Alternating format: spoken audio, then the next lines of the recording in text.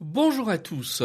Vous êtes chef d'entreprise, vous envisagez d'acheter vos locaux professionnels. Alors avant de signer quoi que ce soit, il y a une question que vous devez absolument vous poser, qui est un peu technique. Quelle est la structure, quelle est l'organisation que je vais donner à cette acquisition ? Parce que c'est un choix, même s'il est technique, peut-être complexe, qui peut vous coûter ou vous faire économiser des centaines de milliers d'euros au moment de la revente future de ce bien, et c'est quelque chose qui peut arriver. Alors aujourd'hui, j'ai un invité, Alexis Biet. Il est conseiller en gestion de patrimoine, il est spécialisé dans l'accompagnement des dirigeants d'entreprise, et il va décrypter pour nous les 3 grandes options possibles, leurs avantages, leurs pièges, et il va terminer par un schéma qui est pas si connu que ça et qui va permettre de cumuler finalement le meilleur des 2 mondes fiscaux. On va vous en dire davantage. C'est un épisode concret, chiffres à l'appui. Bonne écoute avec Alexis Biet.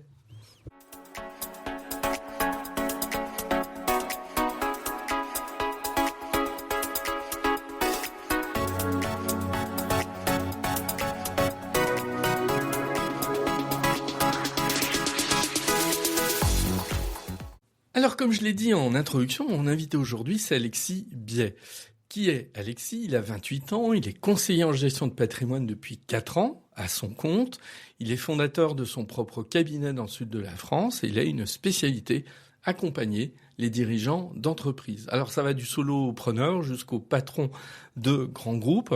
C'est quelqu'un qui, je trouve, au fil des années, assez rapidement, il a acquis une petite notoriété sur les réseaux, en particulier sur LinkedIn, où c'est là que finalement j'ai appris à le connaître.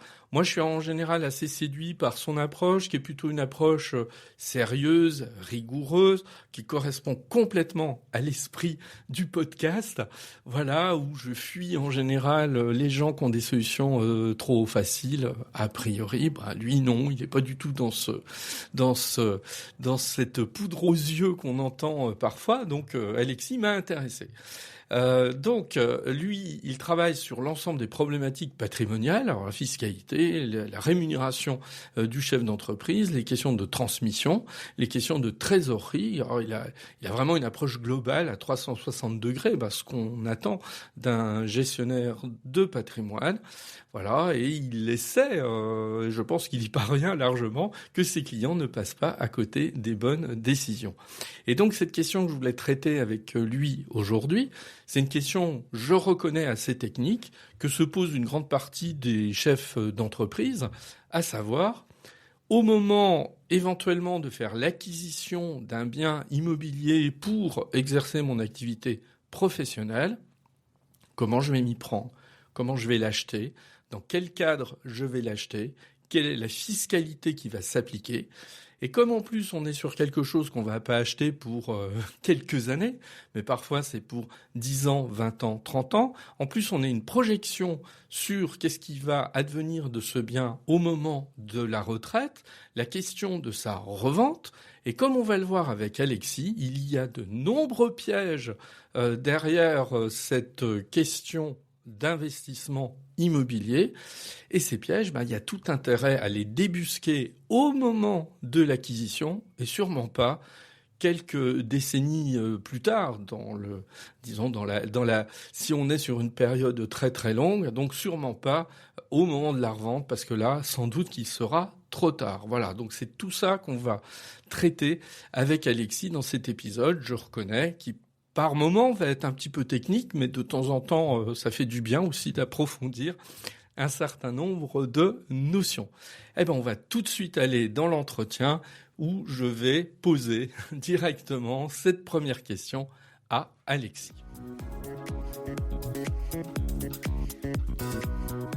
Alors moi, j'ai une première question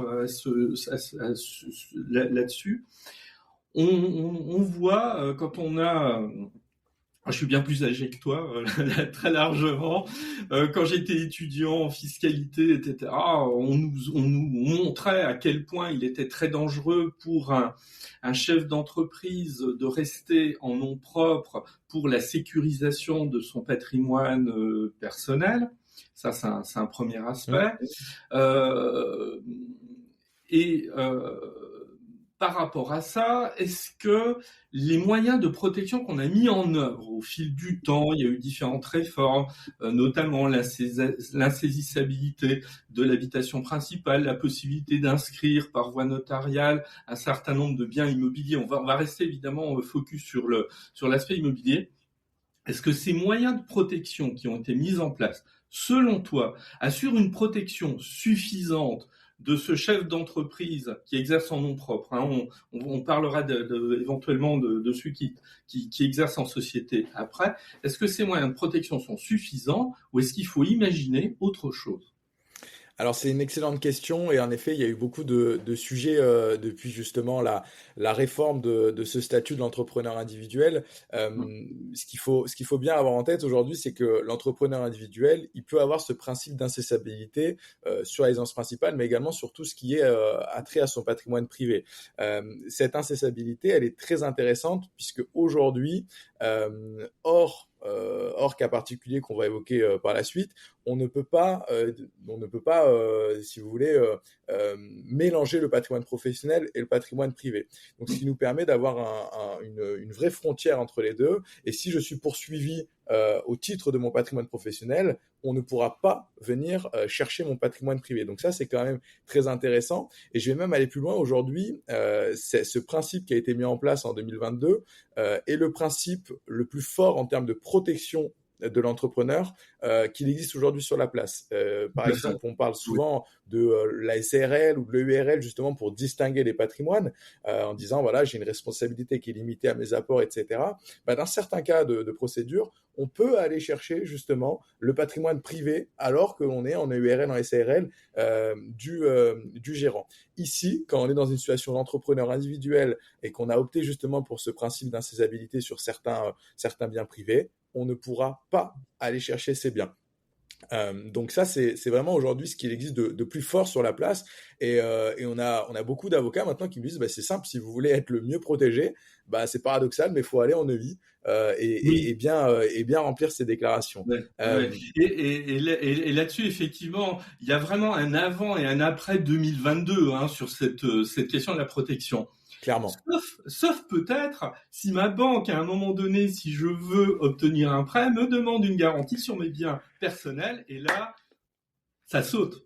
Exactement. Et c'était là où j'allais en venir. C'est dès l'instant où une banque va me demander une caution solidaire, finalement, tout ça disparaît. Et là, que je sois en EI, en EURL, en SAS, peu importe, je vais avoir cette caution qui repose sur ma tête, en tout cas sur la tête du dirigeant. Et là, mes biens personnels pourront être saisis en cas de défaillance de ma structure professionnelle. Ouais, tout à fait.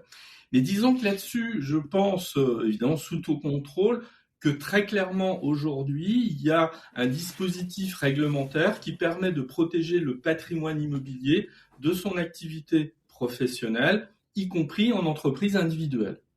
C'est exactement le cas. C'est exactement le cas, ouais. Très bien. Voilà déjà un premier problème. Enfin, c'est pas un problème, c'est-à-dire que là-dessus, on voit bien qu'il y a une simplicité, je trouve, de la règle telle qu'elle a été mise en place depuis 2022, et que ça permet à certains entrepreneurs de ne pas se poser de questions sur cette protection du patrimoine. Qui en général. Et là, pareil, c'est une question que je te pose. Je suppose qu'on n'a pas besoin d'imaginer des dispositifs de tiens, je vais passer en séparation de biens, je vais mettre des biens au nom de mon épouse, etc., pour protéger, etc. On peut s'affranchir finalement de cette préoccupation. Via l'incessabilité, ouais, complètement. Ouais. Complètement. Est-ce qu'on a aujourd'hui sur cette question de l'insaisissabilité de la jurisprudence qui viendrait éventuellement contrarier ce qu'on présente de manière un petit peu idyllique, ou est-ce qu'on c'est un peu tôt? Moi, je pense que c'est un petit peu tôt pour avoir un retour de jurisprudence et qu'il y a peut-être des choses en attente. Ouais, c'est un petit peu tôt. En effet, il y a des sujets qui sont en attente, mais pour l'instant, on n'a pas de réponse jurisprudentielle. Donc, Hmm. pour l'instant, on se base aujourd'hui sur les textes et sur la réforme de 2022. Et sûrement que dans les années à venir, on aura peut-être un cadre plus clair avec des limites, etc., qui ont pu être franchies. Mais pour l'instant, non, c'est encore un peu tôt, hein. 3-4 ans, Hmm. ça reste limité Ouais. en termes de jurisprudence. Bien. Alors, maintenant, on va aborder la question de ce patrimoine professionnel dont je peux avoir besoin dans le cadre de mon activité. Ouais. Euh, alors, moi j'ai une première question. Je vais te livrer une anecdote.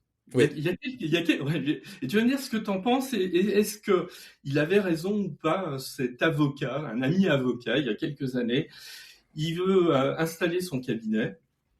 Et lui se dit bah tiens je vais donc il a besoin d'un immeuble complet hein, parce que voilà il va prendre beaucoup de place, il sait que le cabinet va s'étendre, il y a des collaborateurs qui vont arriver. Il met longtemps pour chercher cet immeuble parce que lui il a une préoccupation, il se dit cet immeuble que je vais acquérir à titre professionnel. J'espère, quand je vais prendre ma retraite, le transformer en un immeuble d'habitation que je pourrais louer facilement. Alors, il avait un critère de choix, c'est que cet immeuble puisse être aisément transformable en bien d'habitation pour pouvoir les louer. Alors, il a mis du temps parce que c'est pas facile de trouver quelque chose qui puisse se modifier Hmm. aisément sans partir dans des grands travaux. Euh, Est-ce que selon toi, il se prenait la tête ou est-ce qu'il avait raison?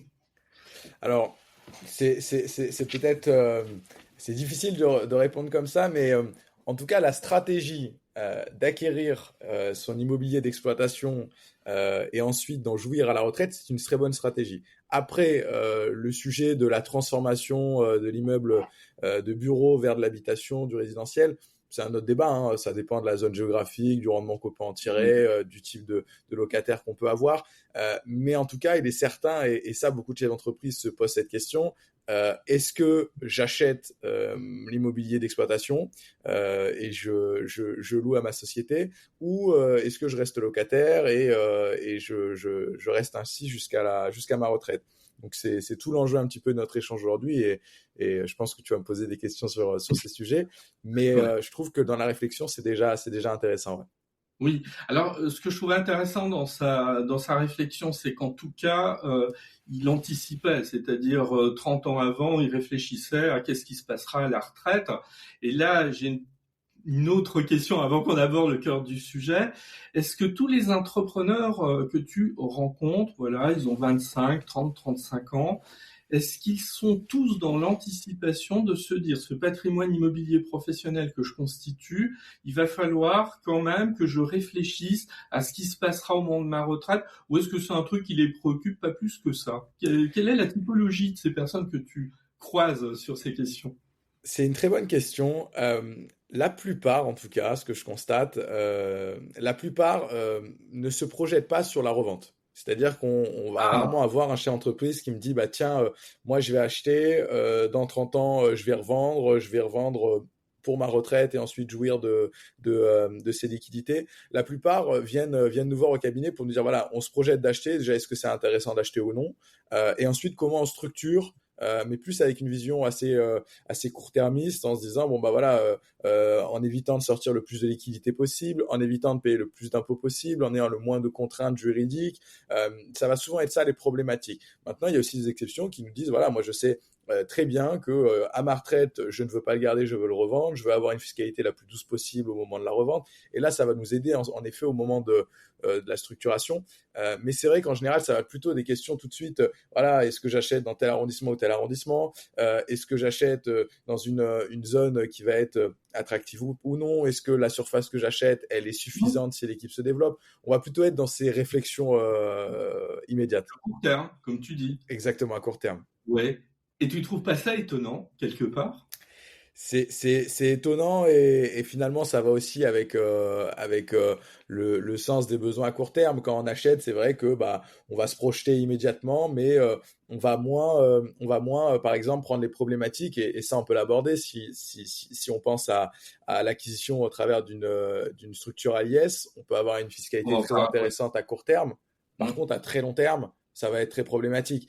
Et pour autant, on se rend compte qu'on a beaucoup de particuliers ou de professionnels qui vont aller acquérir à travers des structures à l'IS. Et ce qui les intéresse ici, ça va être la fiscalité à court terme, d'avoir des amortissements, etc., et d'avoir une fiscalité plutôt douce. Par Et contre, à long terme, sans réfléchir ce qui va se passer au moment de la revente et de la exactement, détermination de la plus-value. Et là, ça va être exactement, le coup près qui va tomber. exactement, Mm. exactement. Ouais. Donc ouais, non, c'est étonnant et c'est tout l'intérêt de bien structurer, Travail. de bien en parler avec ses conseils, mais c'est vrai que c'est quelque chose qu'on constate, ouais. Ouais.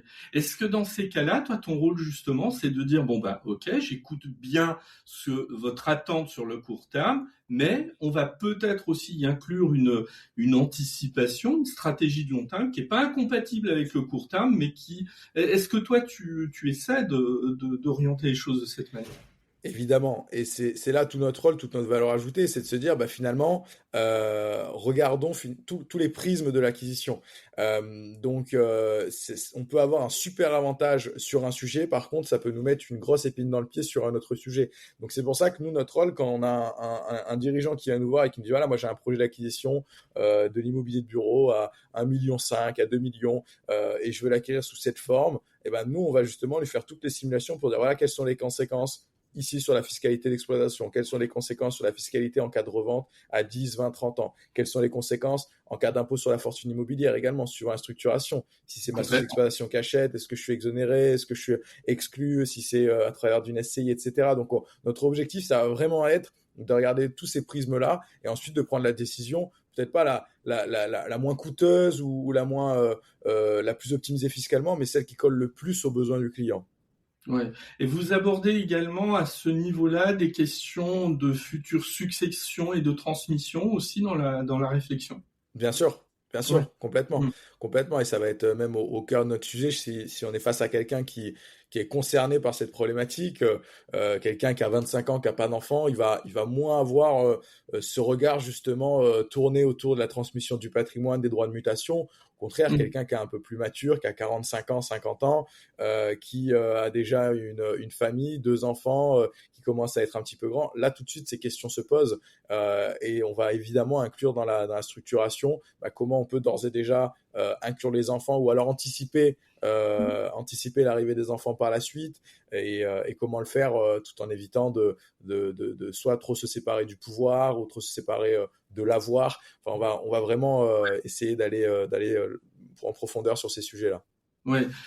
Donc j'imagine que tu as souvent des clients qui viennent te voir avec une focale très près de la préoccupation et du court terme. Et toi, ton travail, tu vas prendre un grand angle et tu vas essayer d'élargir le sujet et d'anticiper. Enfin, voilà, si je peux prendre cette image qui résume peut-être C'est la. exactement ça.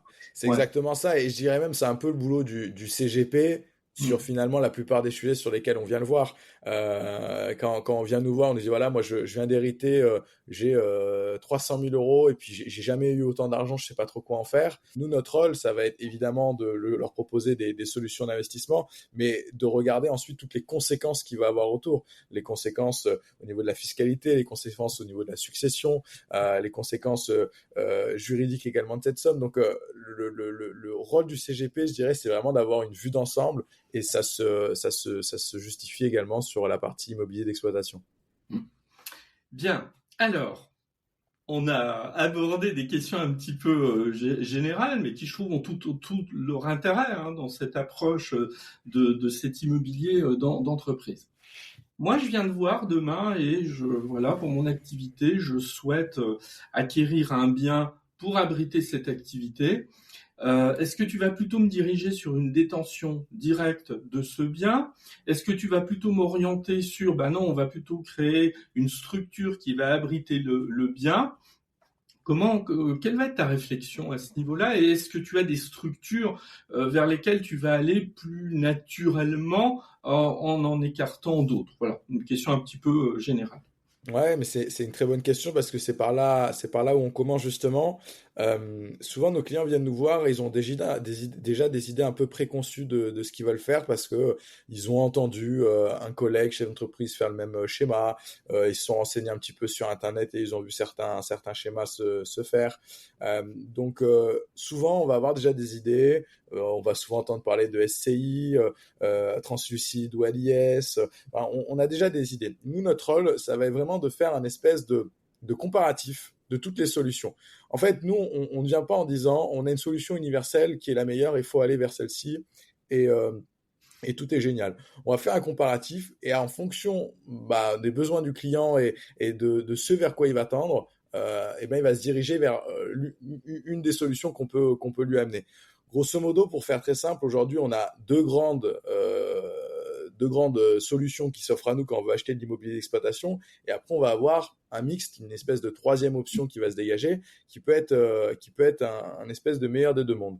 La première solution qui s'offre à nous quand on veut acheter de l'immobilier d'exploitation, c'est-à-dire j'ai des bureaux, je veux acheter mes bureaux, ça va être de se dire, je vais directement en fait acheter via ma société d'exploitation.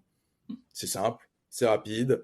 Ma banque va regarder uniquement, principalement les comptes de ma société d'exploitation et on va être dans un schéma qui va être très simplifié. Maintenant, il va aussi avoir des conséquences fiscales. Je ne sais pas si tu veux qu'on les aborde tout de suite, mais qui Tout vont à être non fait. Oui, négligeables. vas-y. Ok. Oui, ouais. Ce qu'il faut se dire quand je vais acheter mon immobilier d'exploitation à travers ma société d'exploitation, c'est que côté avantage, comme je viens de te le dire, c'est la simplicité. D'accord. Autre avantage qu'on pourrait citer, c'est que je vais pouvoir amortir ce bien, étant donné que maintenant il va intégrer l'actif dans mon bilan, ça va être quelque chose d'amortissable. Je vais avoir du coup une charge au niveau de mon résultat et donc une baisse de mon impôt sur les sociétés. Donc ça aussi, ça peut être intéressant. Par contre, au niveau inconvénient, c'est qu'au moment de la revente, je suis taxé aux plus-values professionnelles. Les plus-values professionnelles, comment ça se passe? Admettons, on va prendre un exemple chiffré pour que tout le monde comprenne. Admettons, j'ai acheté un bien aujourd'hui en 2025. On va prendre des chiffres ronds. J'ai acheté un bien à 2 millions d'euros. D'accord. En 2045, 20 ans plus tard, je décide de le revendre et je m'aperçois que j'ai une belle plus-value, je peux le revendre 5 millions d'euros, d'accord? Donc, sur le papier, de manière assez intuitive, je me suis dit, j'ai une plus-value de 3 millions d'euros, c'est sûrement sur ces 3 millions d'euros que je vais devoir payer mon impôt. Ici, en plus-value professionnelle, on n'est pas exactement dans ce fonctionnement. Pour déterminer la plus-value, on va d'abord déterminer ce qu'on appelle la valeur nette comptable. La valeur nette comptable, c'est quoi? On a vu en avantage qu'on allait amortir le bien chaque année. Et lorsque je vais le revendre, je vais réintégrer ces amortissements. Ça veut dire que je vais dire, moi, je l'ai acheté 2 millions d'euros, mon bien. J'ai amorti pendant 20 ans la totalité de ce bien, admettons, pour faire simple. En général, c'est plutôt un peu plus, mais admettons que j'ai amorti la totalité de ce bien. Alors, tous les 2 millions ne vont pas être amortis parce que tu sais sûrement qu'on a une partie du foncier qui n'est pas amortissable, mais admettons que le foncier pèse 20%, 400 000 euros, on a quand même 1,6 million qui vont être amortis sur ces 20 ans qui ont coulé. Pour calculer ma valeur nette comptable, je vais prendre mon prix d'achat, moins les amortissements, donc 2 millions d'un côté, moins 1,6 million, prix d'achat ici 400 000 euros. Et donc, c'est sur ces valeurs comptables que je vais calculer ma plus-value. Donc, j'ai dit qu'on avait une valeur de revente de 5 millions, moins la valeur nette comptable de 400 000 euros, plus-value fiscale ici de 4 millions 600 000 euros. D'accord? Et c'est sur ces 4 600 000 euros que du coup, je vais être imposé ici à l'IS. Donc, 25%. Et là, ça fait mal. Et là, ça fait mal. Quand on a un quart de cette valeur-là qui part à l'administration, forcément, c'est quelque chose qu'on avait peu prévu, qui fait très mal, et donc souvent qui ne va pas être choisi de manière consciente. C'est ça. Voilà. Et je me permets juste d'ajouter un truc, mais c'est pour nos auditeurs qui parfois ont des réflexes un peu différents. Il n'est pas question ici d'avoir ce dispositif de réduction en fonction d'abattement par durée de détention qui concerne la plus-value des particuliers. Et les gens ont l'habitude de ce schéma-là, et là, il s'applique absolument pas en plus. Exactement. Ici, en effet, tu fais bien de le préciser, on est en plus-value professionnelle, il n'y a pas d'abattement pour durée de détention, on est sur une fiscalité des pros, donc prix de vente moins valeur nette comptable. Et là, en effet, ça chiffre fort. Et donc, c'est la raison pour laquelle ce schéma, on le voit quand même de moins en moins. Dans certains cas très particuliers, on peut le voir. En revanche, on peut rencontrer des clients qui sont sur ce schéma-là, qui ont déjà acquis en fait, mais qui n'ont pas été conseillés à l'époque et qui sont dans ce schéma-là. Et donc là, tout l'enjeu, ça va être de voir les possibilités que l'on a pour sortir ce bien de la société d'exploitation, parce que outre les conséquences fiscales, un bien également au bilan, c'est aussi un frein. Un frein notamment par exemple pour la cession, quelqu'un qui va être intéressé pour acheter ma société, il en a que faire finalement peut-être d'avoir mes bureaux dans le 5e à Paris, et peut-être qu'il veut tout centraliser lui dans son arrondissement. Alors dans certains cas de figure, ça peut être très bien. Si j'ai un restaurant, en général, c'est bien si je suis propriétaire des murs, le repreneur va sûrement être intéressé. Mais dans la plupart des cas, c'est plus un frein à la cession qu'autre chose. C'est saisissable, justement, si j'ai aucune séparation. Donc, pour toutes ces raisons, on va plutôt avoir tendance à essayer de sortir le bien de la société d'exploitation par différents mécanismes que par rester dans ce cas de figure. En fait, tu viens de décrire très simplement qu'il y a quand même davantage d'inconvénients que d'avantages que d'acheter directement le bien pour son activité dans le cadre de la société dans laquelle j'exerce déjà cette activité, très clairement. Complètement. Donc c'est pour ça que ce schéma, on le voit de moins en moins. Et même les personnes non conseillées, en général, ils vont passer par la deuxième option que je citais tout à l'heure.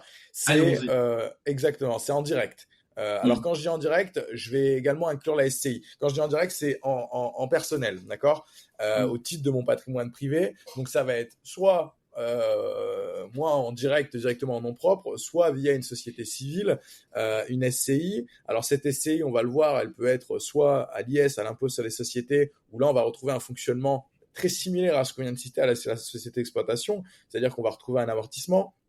Avec du coup des charges qui vont être réduites, une fiscalité qui va être très douce pendant l'exploitation, pendant les 20-25 premières années. Par contre, à la revente, on va être sur le côté valeur nette comptable avec une fiscalité qui va être très confiscatoire au moment de la revente. Donc, la SCI à l'IS ici va souvent être on va dire mise de côté pour la SCI translucide. Alors, SCI translucide, c'est quoi? On a souvent tendance à l'appeler SCI à l'IR.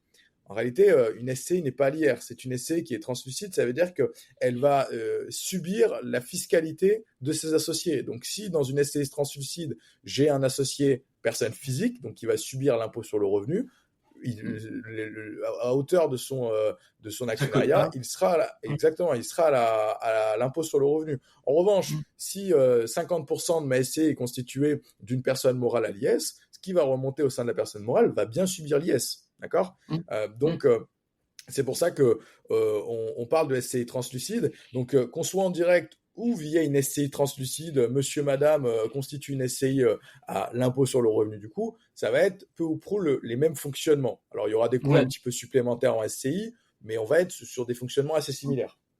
Ouais. En fait, on peut le résumer par une formule, c'est que la fiscalité de ce type de SCI est la fiscalité des associés, en fin de compte. L'article 238 bis K qui nous précise ce point, qui nous dit que ici on est sur une société translucide, donc la fiscalité va être celle des associés. Donc là, côté avantage en quelques mots. Le côté avantage, ça va être justement sur tout le sujet de la revente, c'est que ici on va basculer en plus-value des particuliers, et tu l'as cité tout à l'heure, la plus-value des particuliers, on a la chance en France d'avoir une plus-value qui est plutôt douce sur le régime des particuliers. Comment ça se passe en temps normal? Restons sur les exemples qu'on a cités tout à l'heure. J'ai acheté 2 millions, je revends 5 millions 20 ans plus tard. Dans ces cas-là, je vais pouvoir avoir un abattement. D'accord? On va mettre de côté les forfaits travaux où on peut augmenter le prix d'achat, etc. On va rester sur les abattements principaux. Je vais avoir dans un premier temps déjà un abattement. Donc cet abattement, il est progressif, il démarre à partir de la 6e année et concrètement, il vient diminuer le taux d'impôt que j'aurai à payer, le taux de prélèvement que j'aurai à payer. Donc le taux, il est de 19% plus 17,2% de prélèvements sociaux, ça c'est un taux qui est forfaitaire, donc 19 plus 17,2, ça fait 36,2%, et plus les années passent, à partir de la 6e année, plus ce taux va diminuer. d'accord, jusqu'à 30 ans de détention, où ce taux tombe à zéro. Je ne paye plus aucun impôt sur la plus-value à partir de 30 ans de détention. Peu importe le montant de la plus-value, je peux avoir 15 millions d'euros de plus-value. Si j'ai dépassé les 30 ans de détention, je n'aurai aucun impôt à payer. Donc ça, c'est quand même très intéressant, très puissant. On a eu le cas en fin d'année passée avec la vente de Brigitte Macron, qui a vendu un bien immobilier dont elle avait hérité avec une détention qui était très longue, avec plusieurs centaines de milliers d'euros de plus-value et sur lequel elle n'a payé aucun impôt sur la Ah oui. plus-value. Donc ça, c'est quelque chose de très simple à mettre en place. Il faut juste attendre. Et on a un avantage fiscal qui est quand même hyper intéressant. Tout à fait. Et Alexis, je me permets Oui. juste de te couper. Comme on est à une époque où tout le monde hurle à tout va sur tout et n'importe quoi, y compris peut-être surtout sur la mécanique des plus-values immobilières, Ouais. on en a oublié à quel point cette mécanique elle est plutôt favorable à la détention longue. Voilà. Et à force de voir le verre à moitié vide, on en oublie les avantages fiscaux de ce mécanisme. Bon voilà, c'est juste ce que je voulais rappeler. Mais je suis complètement d'accord avec toi et je vais même aller plus loin. On a souvent tendance à taper sur l'immobilier en France en disant ah, c'est très dur, etc. Ce qui est vrai, hein. Sur certaines parties, c'est très fiscalisé. Mais l'immobilier, sous certains aspects, peut être un paradis fiscal. En tout cas, en comparant On est d'accord. à d'autres catégories de placements, si on parle par exemple des placements financiers, on n'a aucun placement financier où on peut avoir une baisse des prélèvements sociaux. Ça n'existe pas. Ça n'existe pas. Et on a même récemment eu cette hausse des prélèvements sociaux, mais on va y revenir juste après. Ici, c'est bien la seule niche fiscale qui nous permet d'avoir une baisse des prélèvements sociaux, voire d'avoir aucun prélèvement social. On parle souvent, par exemple, du PEA en France. On dit, oh, le PEA, c'est une super enveloppe, etc. Le PEA, on a les prélèvements sociaux quand même, malgré tout. On dit que c'est exonéré après 5 ans. On a les prélèvements sociaux. Récemment, on a eu une hausse de la CSG, la nouvelle loi de finances de la sécurité sociale. La CSG qui était de 17,2 qui est passé à 18,6, qui a pris 1,4% là en ce début d'année. La plupart des solutions de placement ont subi cette hausse. Le PEA l'a subi, le compte titre l'a subi. On a appris récemment que le PER l'a subi. Qu'est-ce qui a été exonéré? L'immobilier, l'assurance vie. Enfin, exonéré, qui n'a pas subi cette hausse. L'immobilier, l'assurance vie. Donc, l'immobilier, au même titre que l'assurance vie qui a un fort lobby, bénéficie quand même d'un cadre fiscal qui est plus avantageux aujourd'hui que la plupart des placements financiers, et pour tout un tas de raisons qu'on pourrait détailler au niveau de la CEHR. Enfin bref, c'est vraiment... voilà, on sent que nos députés ont beaucoup d'immobilier et qui font quand même attention à ne pas trop imposer cette classe d'actifs-là, et notamment au niveau de la durée de détention. Donc ça, c'est le point qui est quand même hyper intéressant, c'est de se dire, moi je suis chef d'entreprise, j'ai 40 ans, je vais pas prendre ma retraite avant 30 ans, mais je veux quand même la constituer, cette retraite. Je vais acheter les bureaux de ma société et je sais que je vais les garder pendant les 30 prochaines années. Finalement, que je sois à travers d'une SCI translucide ou que je sois en nom propre, je ne vais payer aucun impôt sur la plus-value. Et ça, c'est fort. Ouais, tout à fait. Parce qu'on n'a pas le temps, ce sera un petit peu compliqué verbalement de faire passer le message, mais si on reprenait ton exemple de départ et de la fiscalité qui serait applicable à la revente dans le cas de cet immobilier qui aurait été acheté par la société, on voit le différentiel absolument effarant en termes de fiscalité entre les deux solutions là que tu mets en avant. Complètement. L'inconvénient majeur, parce qu'il y en a quand même, l'inconvénient majeur, ça va être que pendant la période d'exploitation, je vais avoir une fiscalité qui va être pour le coup là assez élevée. Pourquoi je vais avoir une fiscalité élevée? Encore une fois, que je sois en SCI translucide ou en direct, je vais avoir une fiscalité qui va être similaire. Ça va être des revenus fonciers. Donc les revenus fonciers en France, comment c'est calculé? C'est la tranche marginale d'imposition plus les prélèvements sociaux qui sont restés à 17,2. Donc en fonction de ma tranche marginale, si je me rémunère plutôt bien, je peux facilement atteindre des 41-45%, plus les 17,2, ça veut dire que je peux dépasser les 60% d'imposition. Donc c'est quand même costaud de se dire que sur une partie des revenus que je vais toucher, parce que j'ai acheté un bien que je loue à ma société, donc que je perçois des revenus au titre de cette location, sur ces loyers que je vais toucher, je vais avoir une fiscalité qui peut atteindre quasiment les 2/3.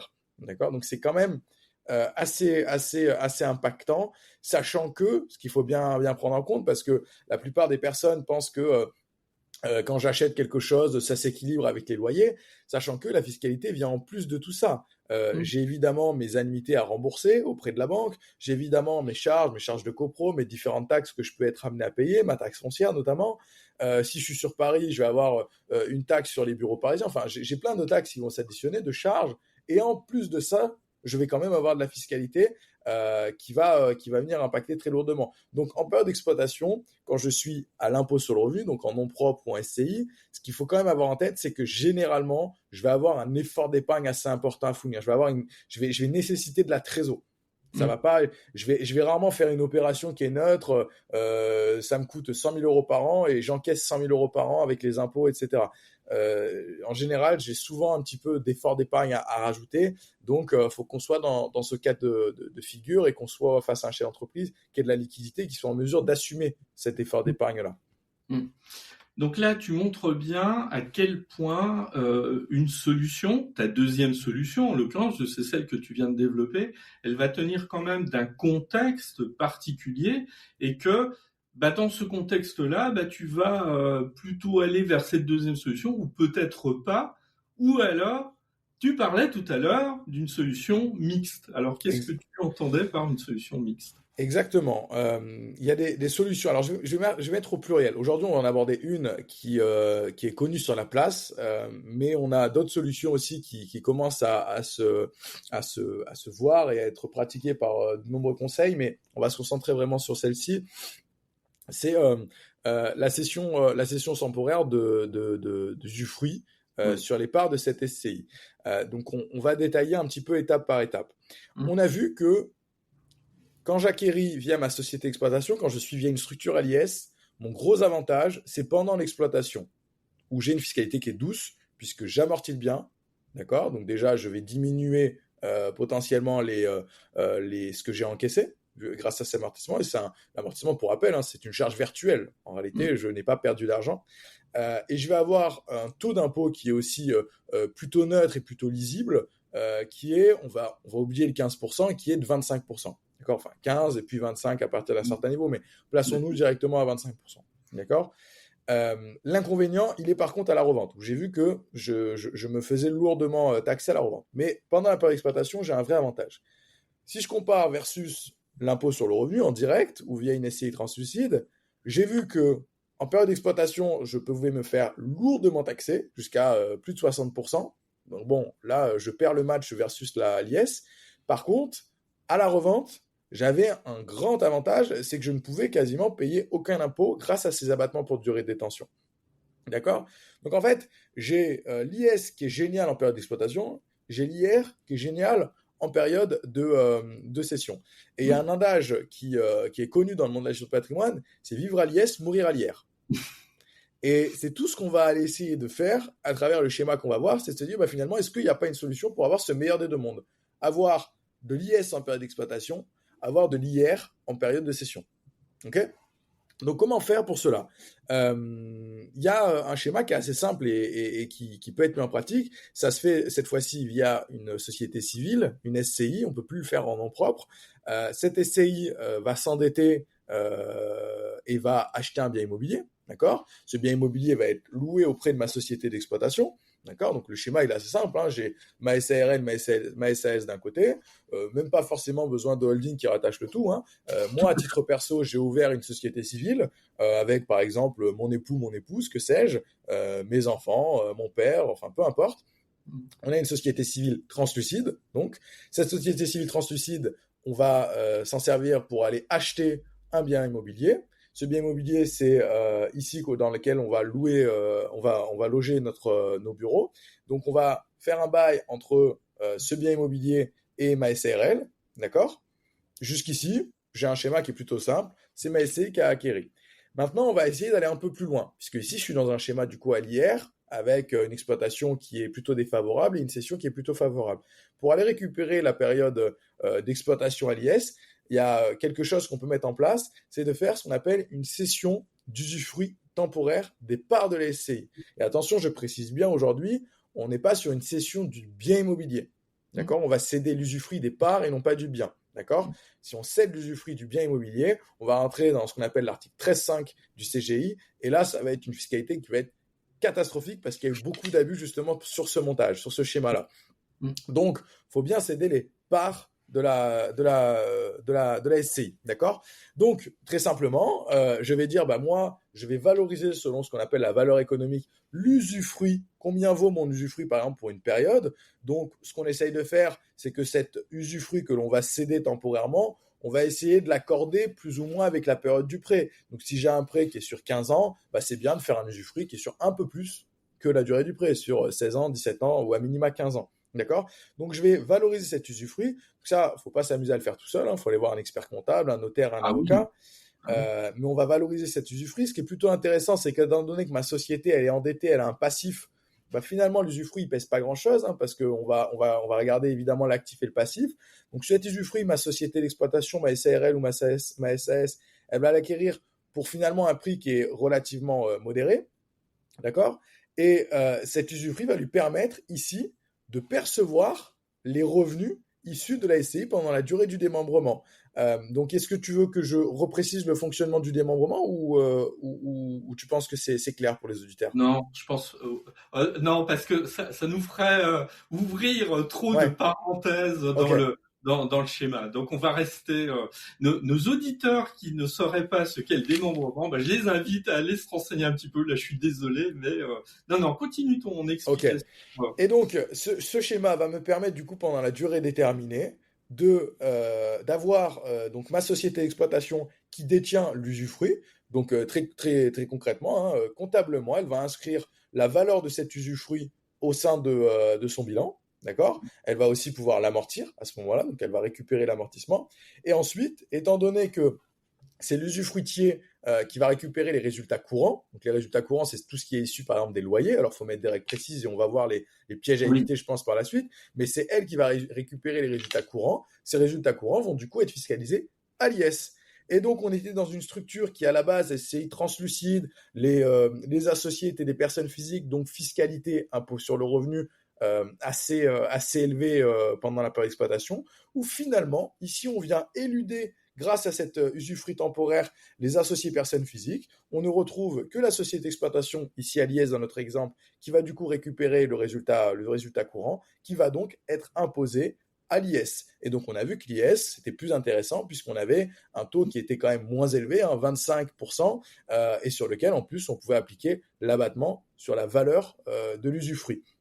Donc ça, c'est ce qui va se passer pendant la période d'exploitation. Donc pendant 15 ans, je vais fonctionner ainsi, avec finalement les associés personnes physiques qui ne récupèrent aucun euro, aucun centime d'euro sur les loyers qui sont à l'intérieur de cette SCI, qui remontent mécaniquement à l'usufruitier, donc ici la société d'exploitation. Qu'est-ce qui va se passer au terme? Parce que c'est ça qui nous intéresse, c'est que là on a réussi la première mission, c'est que pendant la période d'exploitation, je sois à l'IS. D'accord? Au terme des 15 ans, des 16 ans, des 17 ans, au terme de l'usufruit, l'usufruit s'éteint.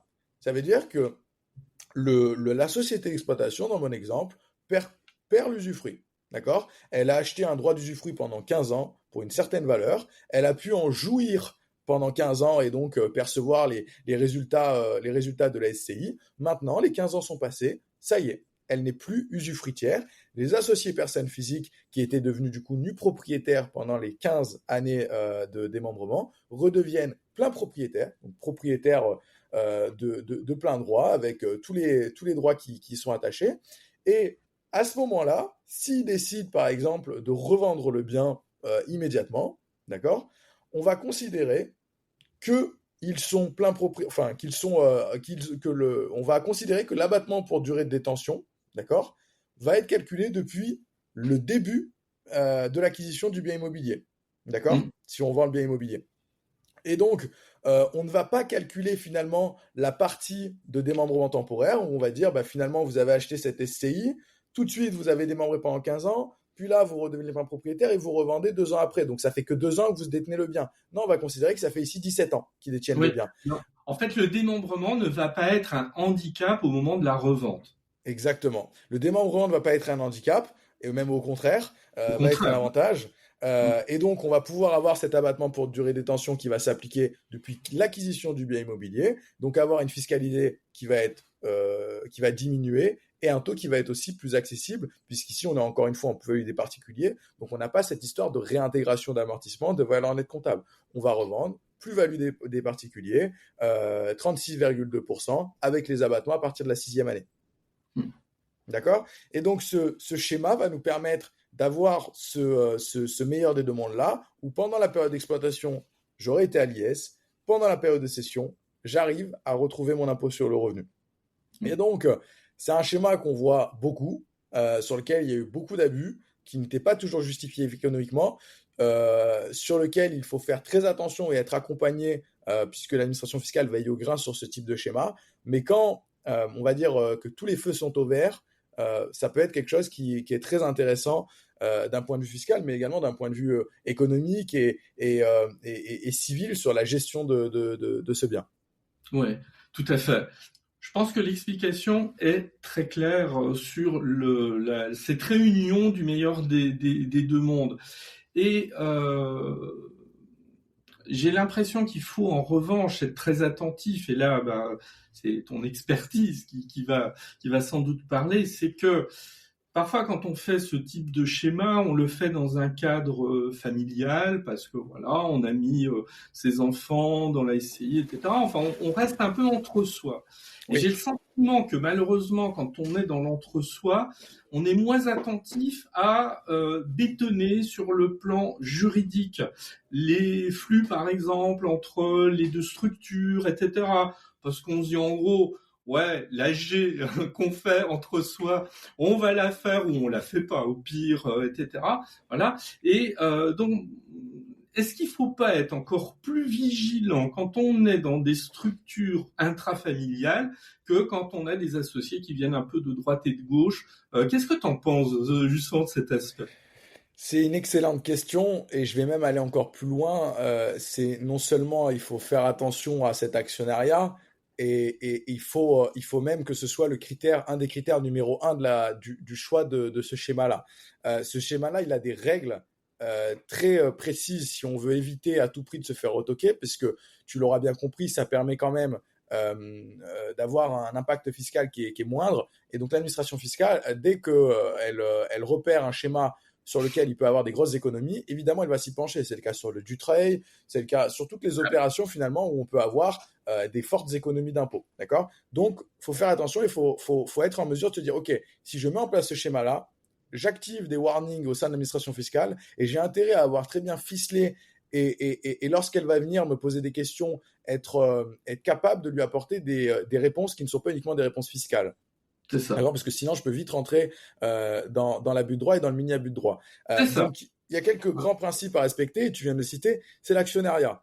Très clairement, il faut que j'ai un actionnariat différent entre ma société d'exploitation et ma société civile. Si je suis seul aux commandes, faisons simple, je suis à 50-50 avec mon épouse dans ma société d'exploitation, dans ma SCI, je suis à 50-50 avec mon épouse, j'ai un actionnariat qui est exactement le même. Donc là, par exemple, ça va être difficile de justifier civilement pourquoi j'ai fait ce montage, pourquoi j'ai fait schéma, étant donné que finalement, j'ai les mêmes actionnaires de l'un et de l'autre.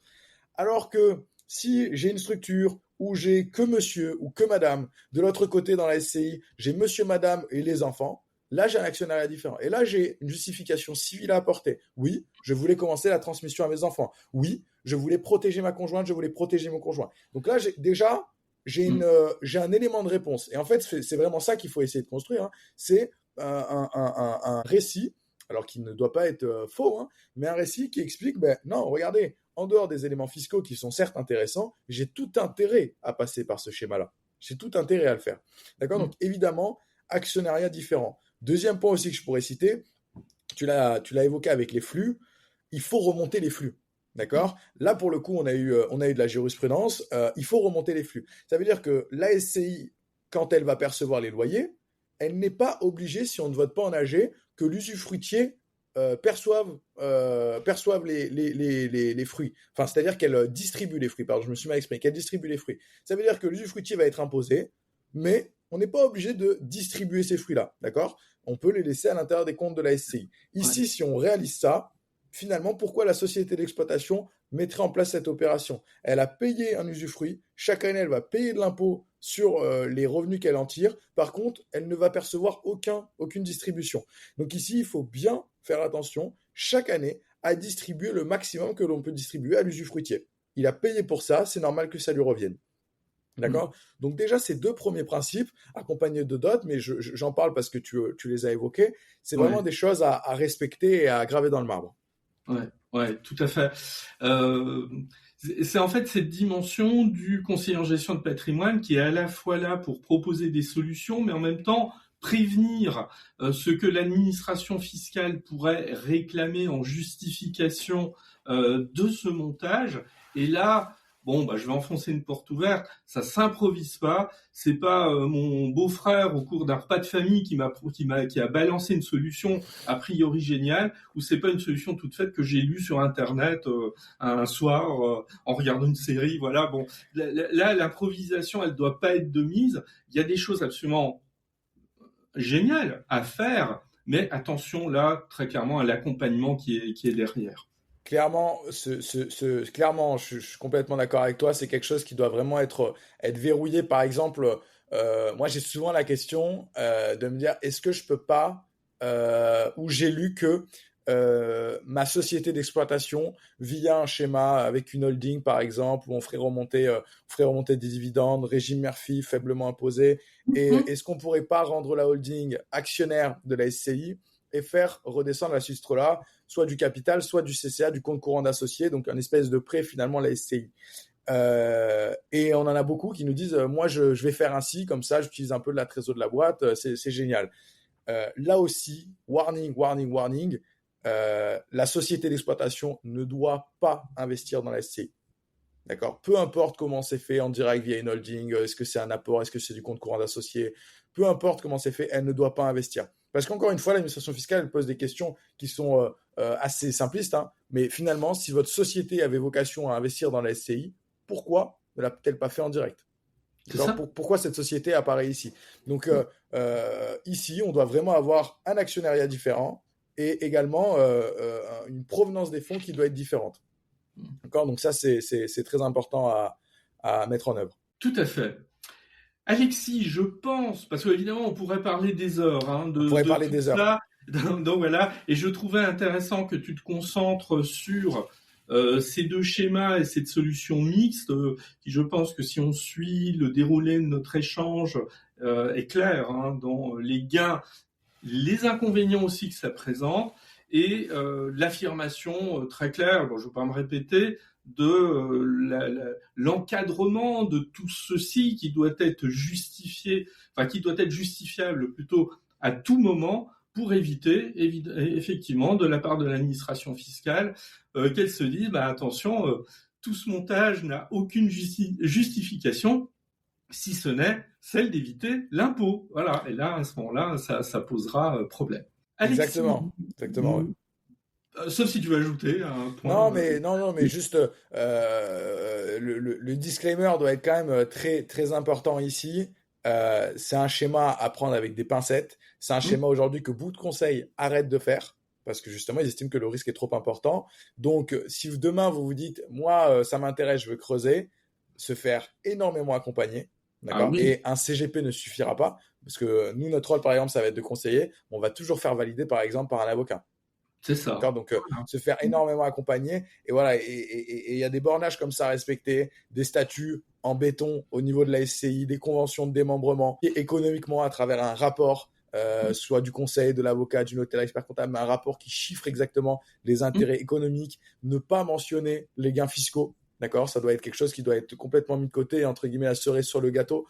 Donc, on doit vraiment avoir quelque chose de béton avant de rentrer là et ne pas se dire « Oh, j'ai écouté un podcast, c'est la martingale, je démembre les parts de ma SCI et c'est génial. » Non, faut vraiment aller plus loin dans la réflexion.